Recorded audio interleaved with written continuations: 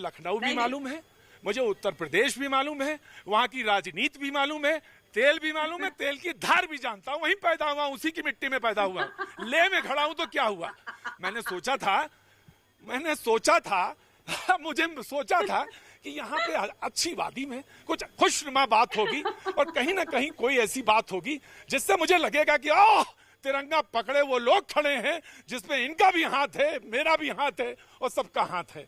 मेरा अखिलेश जी, किसको हम बुलाएंगे, किसको आप मुखातिब, मैं तो कह रहा हूँ बिंदु पे आइए, मुद्दे पे आइए, एकदम मुद्दे पे आ जवाब दीजिए। मैं आपका स्वागत करता हूँ अखिलेश प्रताप जी, स्वागत करता हूँ एकदम जी। मेरा ये धर्म बनता है जी कि जो वॉइस है उस वॉइस को बताना मेरा भी धर्म। मुझे ममता कालेज जी से कोई आपत्ति नहीं, लेकिन बीजेपी के मैं लोगों को, दर्शकों को ये बताना मेरा धर्म था, वो बता रहा हूँ। देखिए, आज चाहे सरहद हो जी, बहुत अच्छी बात, बहुत अच्छा, शुक्रिया, बहुत बहुत शुक्रिया, चाहे सरहद हो चाहे हिंदुस्तान हो जी, शुक्रिया। जब हमारी संप्रभुता और अखंडता का मुद्दा आता है तो हर सेना से लेकर किसान से लेकर नौजवान तक हर किसी में जोश का जज्बा होता है। उसमें किसी राजनीतिक दल या किसी पार्टी विशेष या किसी और की बात नहीं होती है, सिर्फ देश की बात होती है। और देश ऐसे परिस्थिति में सेना के साथ और जो केंद्र की सरकार होती है उसके साथ हमेशा रहा है।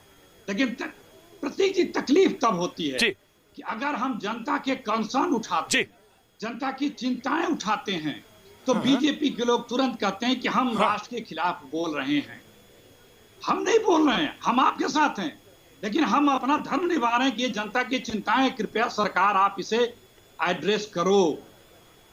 और यही बात होनी भी चाहिए, हर कोई आपके साथ रहते हुए भी बात करता है। लेकिन सरकार और बीजेपी जनता और विपक्ष के साथ अपना नहीं दिखाती है अपने आप को। वो जो अगर उनसे मुद्दों की बात कर दे, साथ रहते हुए भी कर दे, चाहे बीजेपी के अंदर से ही कर दे, तो उनको लगता है कि क्यों ये सवाल खड़ा कर रहे हैं, क्यों ये हमें सुझाव दे रहे हैं। ऐसी परिस्थिति है। देखिए, जो सैन्य प्रबंधन है हमारा दुनिया में, भारत की सेना सर्वोपरि है, उसके इतना बेहतर सेना कोई नहीं है। और हमारी सेना से जो टकराएगा, चीन क्या अमेरिका का, दुनिया की कोई शक्ति हो, चूर चूर हो जाएगा, ये सबको विश्वास है। लेकिन सरकार का भी अखिलेश जी, अभी कुछ देर पहले व्यवहार दिखना चाहिए। अखिलेश जी, इस बार अभी आप एक सैनिक को सुन रहे थे, अखिलेश जी, अभी आप एक सैनिक को सुन रहे थे और उस सैनिक ने एक जवाब दिया। उसने कहा कि इस बार हम बहुत बेहतर तरह से पोजीशन्ड हैं और हम बहुत मजबूती के साथ पहली बार खड़े हुए दिखाई दे रहे हैं। इसमें कुछ आपको नजर आता है, इस बात में कुछ आपको कुछ पे कुछ कहना चाहेंगे आप इस बात पे जो उसने जनरल व्यू पॉइंट रखा? मैं बोल रहा हूँ प्रतीक जी, हमारी सेना या हमारी सैन्य शक्ति दुनिया की महाशक्तियों में है। तो आज हम दुनिया की महाशक्ति हैं। जब हमारी महाशक्ति रणभूमि में उतरेगी तो विलक्षण तो होगी ही, अलग तो होगी ही।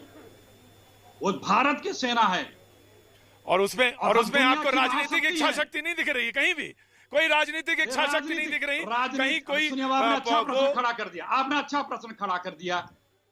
अब अगस्त महीने में डिफेंस मिनिस्ट्री अपने वेबसाइट पे एक नोट लगाती है कि चीन हमारे सीमा में एग्रेशन कर चुका है, लेकिन भारत की सरकार क्यों उसको हटवा देती है? क्यों प्रधानमंत्री जी चीन तक का नाम तक नहीं लेते हैं?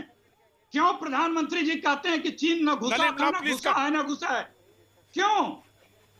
जबकि रक्षा मंत्री बोलते हैं, विदेश मंत्री बोलते हैं, रक्षा राज्य मंत्री बोलते हैं, जनरल भी जवाब देने के लिए जहां आप हैं वहां नलिन जवाब देंगे, नलिन जवाब देंगे ना। प्लीज नलिन, प्लीज कम जी, नलिन ना प्लीज रिस्पॉन्ड सर, ना प्लीज रिस्पॉन्ड सर। के बीच में डिस्टर्ब करूं तो अखिलेश जी ने अगर बंद कर दिया अपना भाषण तो मैं फिर थोड़े 2-4 शब्द मुझे भी बोलने का एक अवसर मिलेगा।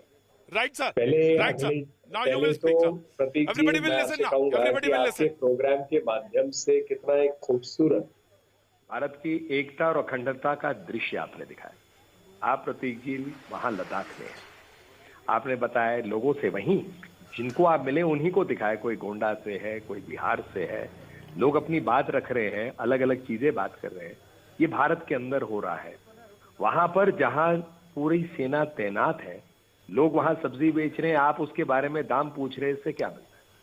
कि लोगों को गर्व और भरोसा है कि जो हमारे सैनिक हैं जो खून और अपनी जिंदगी का बलिदान देते हैं, वो हिफाजत जो करते हैं, पूरा भरोसा है लोगों को उसमें। और वहां एक साधारण जिंदगी जो चलनी है, इतना तनाव जो करीब है, उसके बावजूद एक अच्छी जिंदगी चल रही है, ये बहुत बड़ी बात है। और एक सैनिक ने क्या बोला आपको, हमने नहीं कहा, वो राजनीतिक आदमी है, सलाम करते हैं अमर सैनिक को। बहुत कठिन है गोली खाना देश के लिए, हम सोते हैं रात को आराम से, क्योंकि वो खड़े हैं वहां।